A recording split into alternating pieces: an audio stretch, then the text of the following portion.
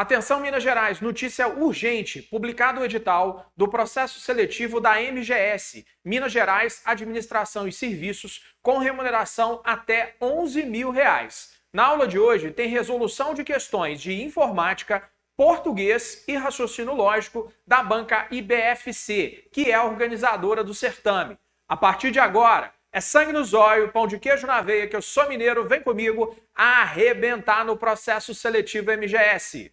Processo seletivo MGS 2023, Minas Gerais Administração e Serviços. Na aula de hoje tem questões da banca IBFC, de informática, português e raciocínio lógico. Vamos aos detalhes? Se liga aí. Organizadora é a IBFC. São oportunidades para cargos em níveis fundamental, médio, técnico e superior. A remuneração, dependendo do cargo que você escolher, pode variar de R$ 1.440 até R$ 11.342. Se liga no calendário. As inscrições começam no dia 9/6 e vão até o dia 6 de julho. Provas marcadas para o dia 30 de julho de 2023. Mas é claro que o meu aluno sangue no zóio, pão de queijo na veia, vai ficar de olho na IBFC, na página da IBFC, para qualquer possível modificação, seja na data das inscrições ou até mesmo na data da prova. Aproveita, coloca para mim nos comentários desse vídeo a cidade de onde você está assistindo a minha aula. E é claro, coloca aí também,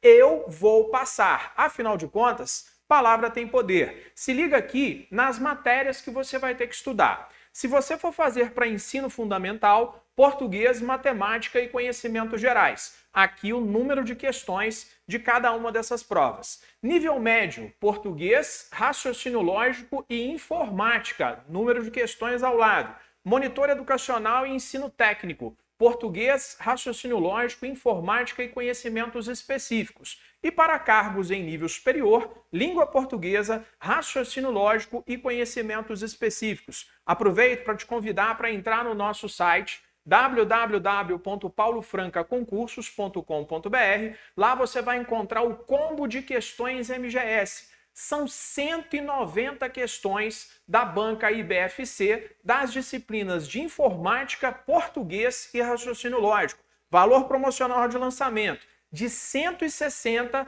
por R$ 99,90. Se liga, meu aluno. E você ainda pode dividir esse valor em até 12 vezes nos cartões de crédito. Qualquer dúvida que você tiver, entre em contato com a minha equipe de atendimento pelo WhatsApp, DDD 32 99907 1973.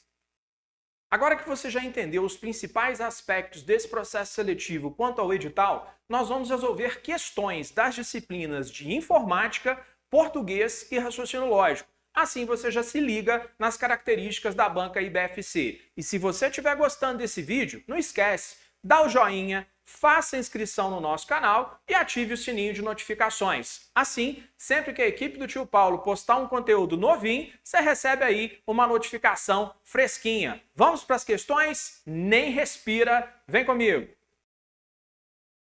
Olá, meu aluno, professor Paulo França na área. Hoje é dia de resolver questões da banca IBFC no assunto Microsoft Word. Qual é a primeira sugestão que eu te dou? Faça uma revisão da parte teórica, verifique as guias, os botões do Word e principalmente os atalhos de teclado. A segunda sugestão do tio, dá um stop nessa aula, resolva as questões da IBFC primeiro, aí sim, depois, assista o meu gabarito comentado de cada uma delas. A partir de agora, você já sabe, é sangue no zóio, vem comigo arrebentar com a IBFC. Questões IBFC Word, vamos para a primeira. A primeira questão caiu no concurso da MGS, organizado pela banca IBFC. Lembra sempre disso, a aula de questões ela serve para você conhecer as características da banca e o que ela tem feito nos últimos concursos. Vamos lá? Quanto às últimas versões do Word da Microsoft, analise as afirmativas abaixo e dê valores como verdadeiro ou falso. Então eu tenho 3 afirmações para julgar e vou ter que analisar o que é verdadeiro e o que é falso. Vamos para a primeira? Diz o seguinte, é impossível de se visualizar 2 arquivos para comparar ao mesmo tempo. O que essa primeira alternativa está dizendo é o seguinte, não dá para fazer isso aqui, ó. Tá aqui a tela do Word, por exemplo, eu divido essa tela do Word em 2 partes, Na primeira parte eu mostro o arquivo contrato.docx, por exemplo, e na segunda parte o arquivo prova.docx. A questão afirmativa diz que não é possível fazer isso, que é impossível. Pode cravar para mim como falso. Por quê? Se você clicar no menu Exibir do Word, lá na guia Exibir, você vai em Janela e dentro de Janela você tem Organizar Tudo. Quais seriam os passos então? Você abre os dois arquivos, clica em Exibir, depois de Exibir você vai em Janela e clica em Organizar Tudo. O resultado que você vai ter é esse aqui, os dois arquivos exibidos na tela ao mesmo tempo. Primeiro item, falso. Vamos para o segundo. A opção de criar uma estrutura de tópicos é inexistente no Word. Inexistente? Me ajuda aí, né, IBFC? O meu aluno, o que ele vai fazer? Ele vai conferir o material dele, vai chegar lá no menu Exibir, dentro do menu Exibir ele vai em Modos de Exibição, e em Modos de Exibição você vai achar estrutura de tópicos. A questão diz que a opção criar uma estrutura de tópicos é inexistente. Ela é existente, ela existe. Então o segundo item é falso. Terceiro, permite que seja utilizado modelos próprios, quer dizer, modelos, pontos de partida para aplicar modificações. Perfeito, é possível sim, porque o Word possui modelos que você pode utilizar como ponto de partida para um determinado documento. Item verdadeiro. IBFC, MGS, crava para mim na questão número 1, falso, falso, verdadeiro. Resposta correta da questão é a letra D de dado. Vamos que vamos? Próxima questão do Word caiu no concurso organizado pela IBFC da MGS. Vamos lá? Um recurso muito interessante do Word para melhorar a formatação de um documento é denominado quebra de página. Cuidado para não confundir quebra de página com quebra de texto, são coisas diferentes. Assinale a alternativa que apresenta em que menu no Word, a IBFC colocou menu, tá? Mas no Word, nas versões mais recentes, é muito comum a gente falar guia. Mas tudo bem. Em que menu encontra-se o recurso apontado? É em exibição? É em inserir? É em formatar ou é em revisão? Para que serve esse recurso quebra de página? Eu estou aqui na página número 1, beleza. Agora eu quero já partir para a página 2. Você tem duas alternativas. A primeira, ficar batendo Enter 550 vezes até passar para a página número 2. Segunda alternativa, você está com o cursor aqui, você vai lá em Inserir, dentro do menu Inserir, você vai encontrar a opção Quebra de Página, você clica nessa opção, o que vai acontecer? Você já vai passar automaticamente para a página número 2. IBFC MGS, questão número 2, resposta correta é a letra B de bola. Se liga, meu aluno, vamos que vamos. Próxima questão, IBFC caiu no concurso da Prefeitura de São Gonçalo do Amarante, no Rio Grande do Norte. Paulo, começou bem a questão, né? Começou com o tio Paulo. Paulo está revisando o relatório de não conformidades de seu departamento utilizando o Microsoft Word, idioma português, configuração padrão, e precisa formatar todas as palavras trânsito em negrito, quer dizer, o cara precisa colocar negrito, beleza? Assinale a alternativa correta sobre qual atalho de teclado permitirá a Paulo formatar a palavra como negrito. É o atalho FN mais B? Meu aluno, essa tecla FN é apresentada em alguns computadores e ela serve para acessar funções adicionais. Se você pressionar a tecla FN mais a letra B, você vai simplesmente digitar a letra B, mais nada. É o atalho de teclado Ctrl S? Não, o atalho de teclado Ctrl S no Microsoft Word, lembra disso, que é o Word, ele serve para sublinhar. O atalho de teclado Ctrl I serve para itálico. E o atalho de teclado Ctrl N no Microsoft Word, por que eu estou fazendo isso? Por que eu estou ressaltando aqui o Word? Primeiro, porque a nossa aula é de Word para as provas agora. E segundo, se você analisar o editor de texto Writer, por exemplo, ele tem outros atalhos de teclado. Alguns batem, outros não. Então é muito importante que você não confunda atalhos do Word com atalhos do LibreOffice e BROffice Writer. Cuidado, tá? Tá aqui a resposta, ó. Para você colocar negrito no Word, necessariamente você utiliza o atalho de teclado Ctrl N. FN mais B, só a letra B, Ctrl S sublinhado, Ctrl I é para itálico e Ctrl N é negrito. IBFC, Prefeitura de São Gonçalo do Amarante, Rio Grande do Norte, questão número 3. Resposta correta é a letra A. Então, meu aluno, errou as 3 questões? Então pare e analisa o porquê você errou. Errou porque estava distraído, né? Estava faltando colocar o dedo na tomada para tomar um choque legal aí e acordar, ou faltou realmente estudar mais um pouquinho a parte teórica do Word para resolver as questões. Seja qual for o problema, resolva o problema e volta inteiro para o tio Paulo. Ah, professor, hoje eu tomei borocochô, tomei triste, então para, respira, toma uma aguinha, faz um alongamento. E se você tiver meio borocochô, faz o seguinte, passa a mão no telefone, liga para uma pessoa que você gosta, troca 5 minutinhos de prosa para você renovar, aí você vem inteiro para o tio Paulo. Combinado? Bem, a primeira prova que eu selecionei para nós fazermos foi uma prova de 2020 do TRE do Pará para analistas judiciários. São 15 questões. Inicialmente, você vai observar que, havendo o texto, você deve tomar muito cuidado com o título. Quando houver esse título, preste atenção. Então, está dizendo aqui, sem direito e poesia. Então, você nota que a pessoa já está dizendo aqui que ela está sem direito e poesia. Observe, inclusive, que poesia está com letra maiúscula, tal valor que se dá à poesia. Agora, direito já apareceu com letra minúscula. Você vai observar um outro dado importante que foi retirado isso daqui, esse texto, ele é um artigo que foi publicado no Jus Brasil, que é uma revista de artigo jurídico. Então, agora você já começa a entender, né, o porquê de se falar de direito e falar aqui em poesia. É muito interessante que você sempre numere os parágrafos. Então, aqui, primeiro parágrafo, que é esse primeiro bloco que aparece aqui, Depois nós temos segundo parágrafo. Por que isso? Exatamente pelo fato de que às vezes o texto diz no parágrafo tal. Então, em vez de você precisar ficar contando tudo, caso seja um texto muito grande, você já numera. E é interessante também que você grife as ideias principais de cada parágrafo e, conforme for o texto, escreva aqui ao lado umas 2 ou 3 palavras que façam você lembrar sobre o que diz aquele parágrafo. Isso também ajuda bastante na hora de você analisar. Esse texto, você já deve ter feito essa prova, né? Esse texto, ele causa muita estranheza pelo vocabulário utilizado. Ele usa um vocabulário muito fechado, né? Mas há uma razão para isso, e ele explica isso no texto. Então, vamos começar com a leitura desse texto. Primeiro, você vai fazer uma leitura sem se preocupar com essas palavras, porque lá na hora você não tem um dicionário. Então, tente entender o que ele está dizendo.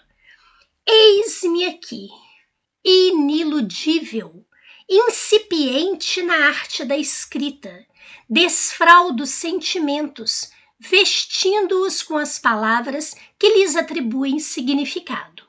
Às vezes dá vontade de ser assim, hermético, talvez porque eu sinto que o mundo não me entende, ou porque talvez eu não me encaixe harmonicamente no mundo. É que sinto esta liberdade em não me fazer entender.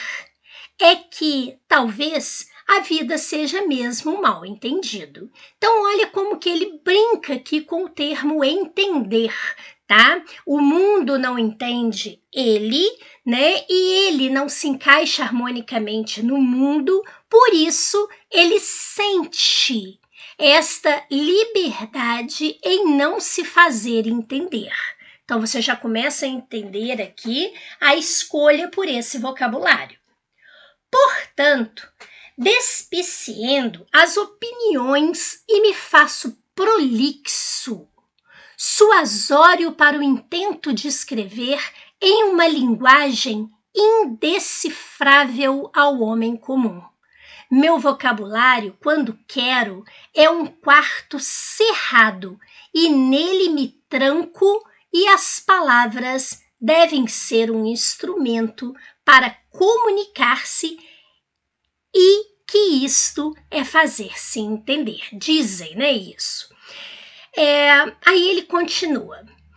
Mas eu, que do mundo nada entendo, por que razão deveria me fazer entender? Então ele já está justificando o uso dessas palavras. Então ele disse lá, meu vocabulário, quando quero, é um quarto cerrado, né, fechado, e nele me tranco e jogo fora a chave do entendimento. Então ele faz isso daí e ele não está preocupado se as palavras devem ser um instrumento para comunicar-se, porque ele não está preocupado com essa comunicação.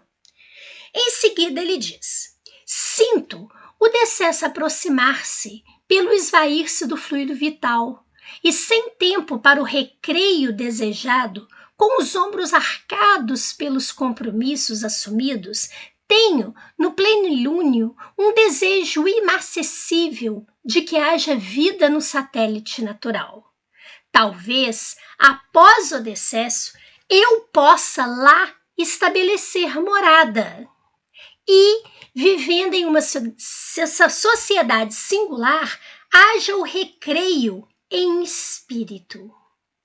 Na realidade, na iniludível realidade, meu recreio é uma sala ampla, teto alto, prateleiras rústicas com farta literatura e filosofia. Nenhuma porta ou janela aberta a permitir a passagem do tempo. Uma poltrona veludada, frio, lareira acesa, vinho tinto seco, Malbec. O amor? O entregar-se? Não. Trata-se apenas de amor próprio, sem entrega. Apenas eu e o tempo, cerrado na sala cerrada, divagando sobre o nada e refletindo sobre tudo. Inacessível seria tal momento, mas a vida é singular ao tempo, pois que o tempo é eterno e a criatura humana é botão de rosa.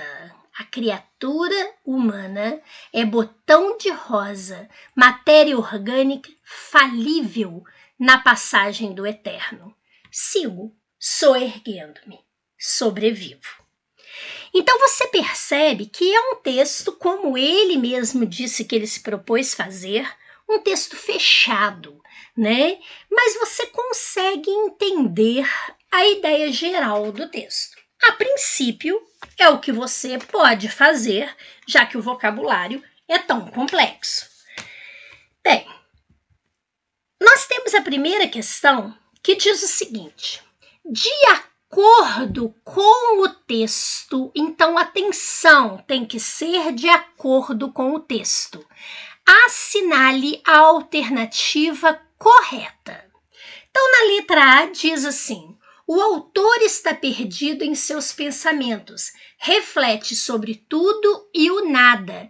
É o que há de mais irrelevante para si. Irrelevante seria sem importância. Não, isso daí é o que tem importância para ele, tá? Então, neste caso, está indevido.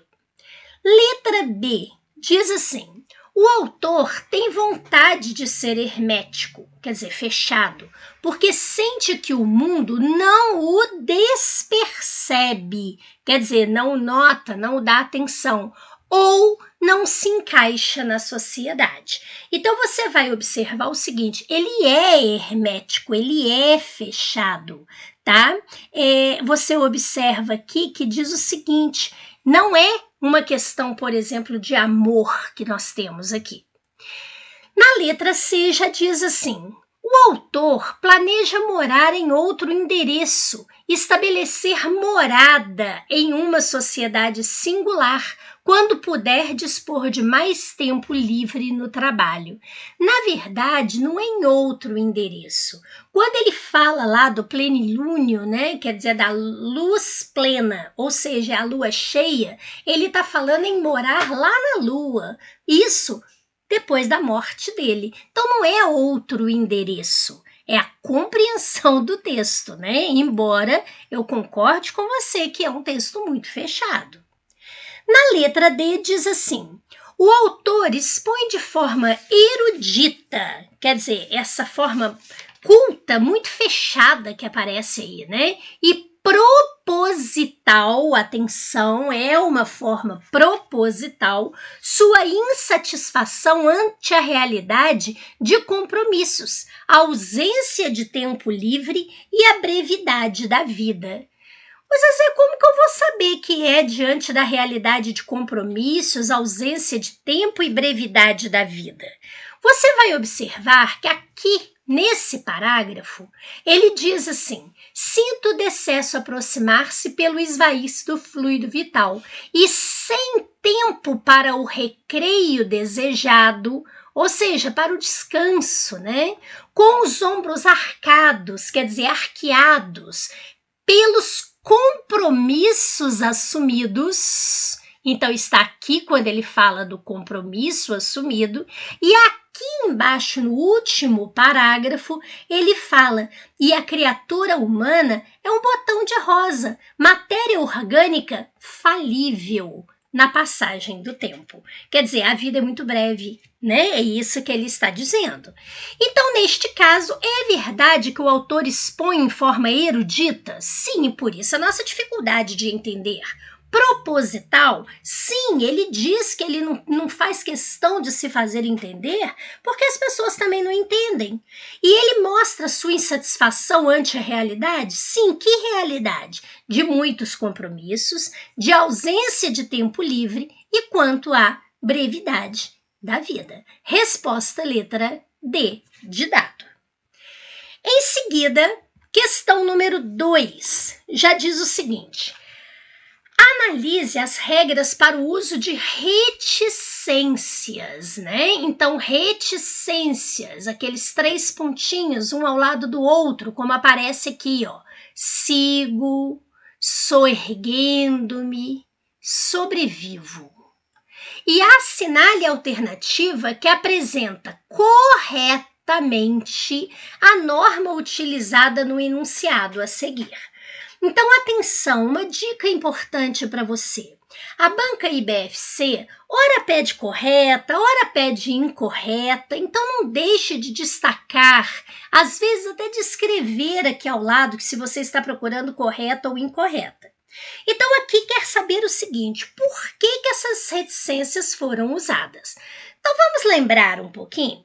A gente diz que a gente usa as reticências quando a gente interrompe a fala ou a escrita e prolonga o pensamento, tá? Por que a gente faz isso? Pode ser porque há outros itens. Por exemplo, eu fui à feira, comprei laranja, goiaba, limão, reticências. Isso quer dizer que eu comprei outras frutas. Pode ser que eu faça isso por uma malícia ou uma censura. Você não foi à festa ontem e eu digo assim: era umas 4 horas da manhã, eu encontrei com fulano ou fulana, que seria seu namorado ou sua namorada. E aí eu paro, né, coloco reticências, seja na minha fala ou seja na minha escrita, e aí eu mudo o assunto. Poxa, parece que vai chover hoje, né? Eu posso ter feito isso por malícia, querendo contar para você que o seu namorado ou namorada estava na festa até 5 horas da manhã, ou eu posso ter feito isso por censura. Eu vi que eu estava falando uma besteira e parei de falar e mudei o assunto para ver se você não percebia. Pode ser por uma reflexão, né? Então eu faço isso refletindo sobre o que eu estou dizendo. Pode ser uma continuidade, uma rotina, né? Então, você estuda português, reticências, direito, reticências, raciocínio lógico. Então, você está mostrando aquela repetição, aquela continuidade da coisa, né? Como uma rotina, na verdade. Aqui está perguntando o seguinte, está perguntando por que as reticências foram usadas quando ele disse: sigo, soerguendo-me, sobrevivo. Ele fez isso porque o uso das reticências, até tem um probleminha aqui nesse enunciado, né, que eles colocaram o uso das reticências foi utilizado. Bem, se é uso é porque foi utilizado, né? Então bastaria dizer as reticências foram utilizadas para transmitir que há uma citação e foi apresentada de forma incompleta. Não, citação é se ele colocasse aqui a fala de alguém, né? E ele colocasse aqui, entre aspas, essa fala de alguém. Letra B. As reticências foram utilizadas para transmitir que a ideia se prolonga e o diálogo foi interrompido. Até existe a ideia da se prolongando, mas diálogo? Não houve um diálogo, não houve uma conversa aqui dentro. Letra C. As reticências foram utilizadas para transmitir subjetividade e ênfase a uma sequência de ações e ideias que se prolongam. É aquela ideia de continuidade, de rotina, subjetividade. Veja que ele está falando, inclusive, dele mesmo. Sigo, eu sigo, sou erguendo-me, eu, sobrevivo, eu, né? E aqui aparece esse prolongamento, ou seja, isso está arrastado, né? Tanto que ele diz, eu sigo, eu estou arrastando isso tudo. Por isso as ações e ideias se prolongam. E na letra D, diz assim, as reticências foram utilizadas para transmitir a mesma função da vírgula, uma pausa momentânea. Olha, vírgula tem muito mais razão para uso do que, na verdade, uma pausa. Então, na verdade, se eu colocasse vírgula ali, essa intenção de ideia se prolongando, ela se perderia. Portanto, não foi por isso que as reticências foram utilizadas. Muito bem, minha gente. Sejam todos bem-vindos novamente, aqui pelo Paulo França Concursos, sou o professor Ferrari, e a gente vai dar continuidade, então, à nossa resolução de questões da banca IBFC, tá certo? Então vamos lá. Esse nosso curso de raciocínio lógico, hoje nós vamos falar sobre os quantificadores. O que quer dizer os quantificadores? Quer dizer o todo, o algum e o nenhum, tá certo? Então vamos lá, minha gente, vamos começar. Então é o seguinte, a primeira coisa que a gente tem que saber é exatamente sobre o que significa quando a gente fala que todo A é B, que nenhum A é B, a sua equivalência e a sua negação. Então, dá uma olhadinha aqui primeiro no que eu vou fazer com você, para você, antes da gente começar a resolver os exercícios, tá bom? Então vamos lá.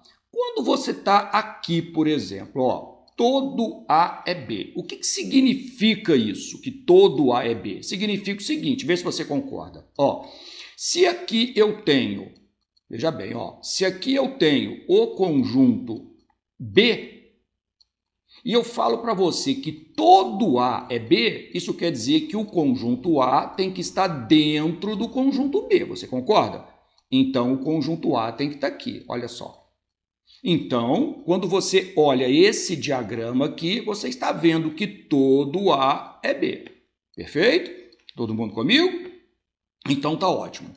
Então, o que é equivalente, né? O que é equivalente a você dizer que todo A é B? Observa bem esse diagrama.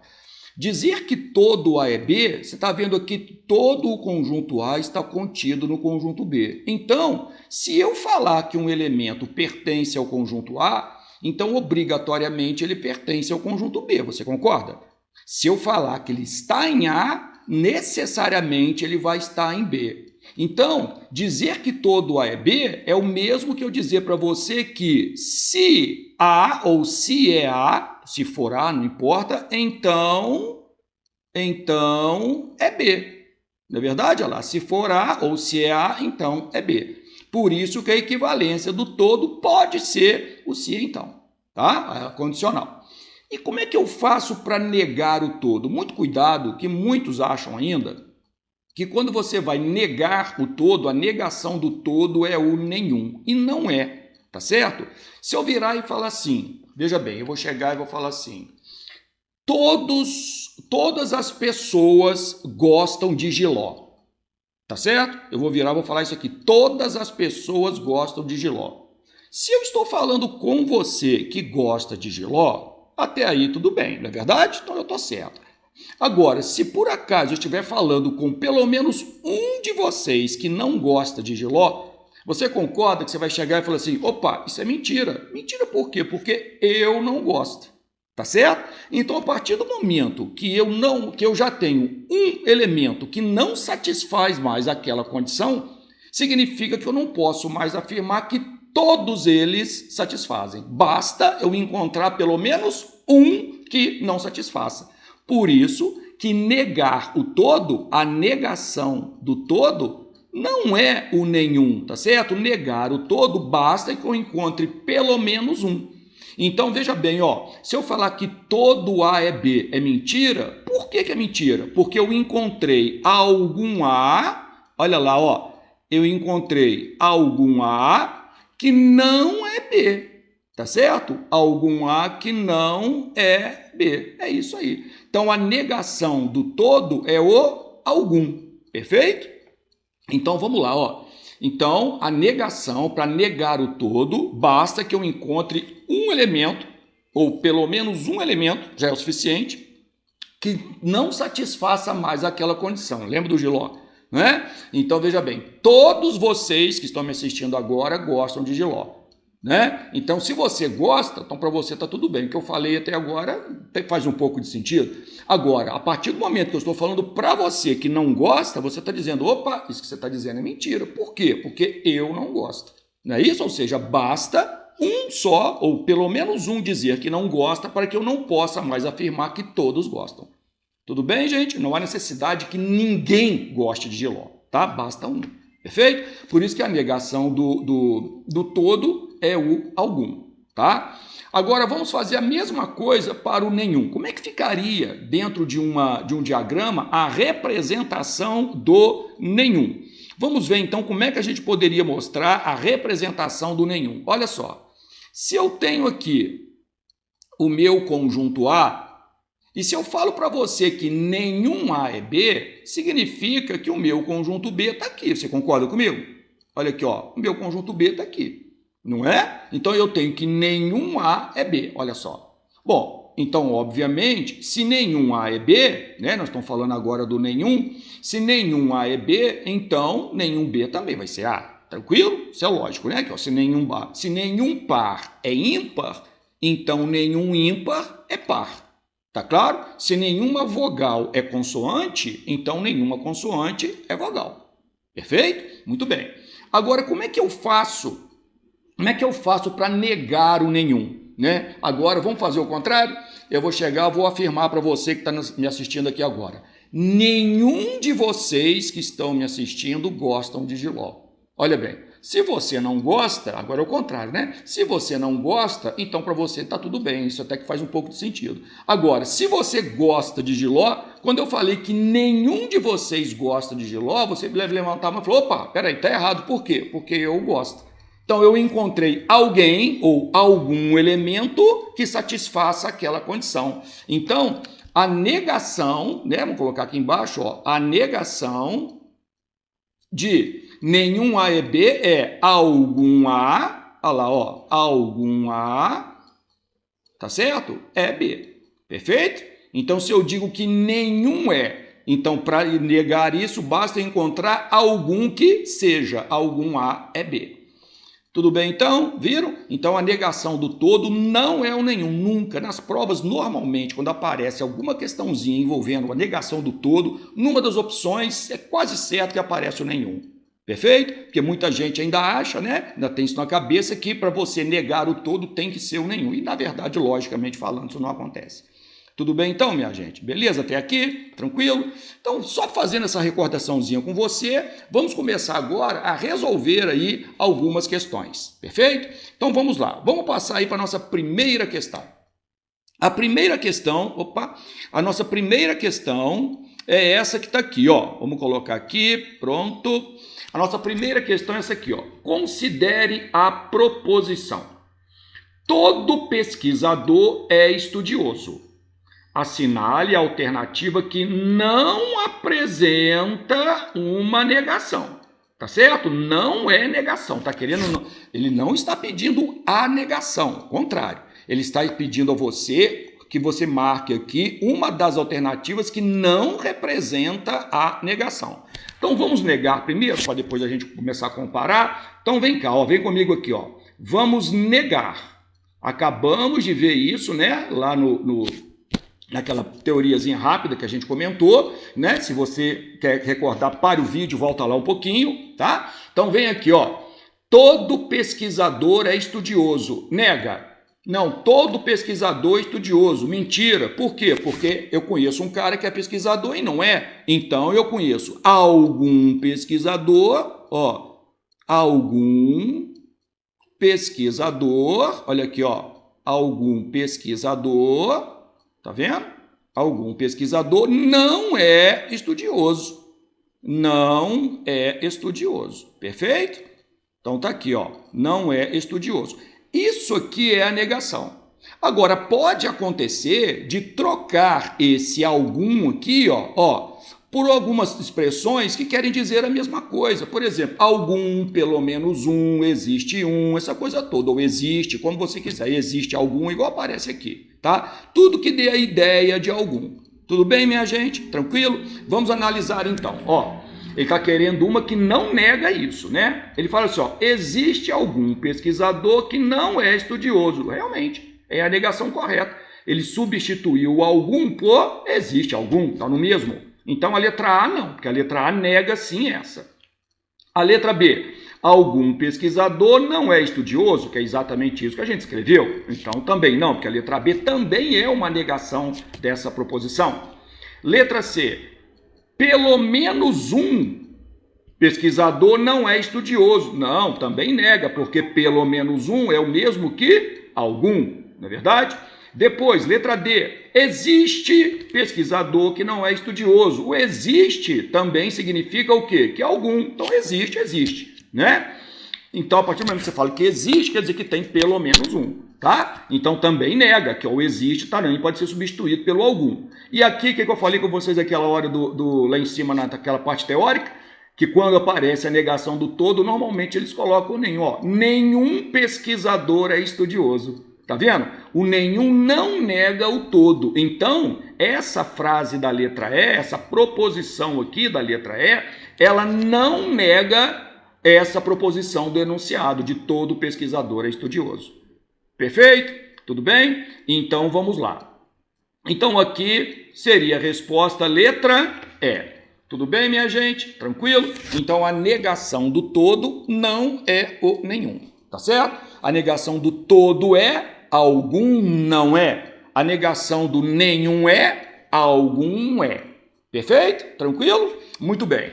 Vamos tentar mais uma? Então, olha para cá, ó. Número 2. Na número 2, ele diz assim, minha gente. Seja a afirmação. Todos os estudantes do Colégio Pedro II foram aprovados no concurso da Receita Federal. Muito bem.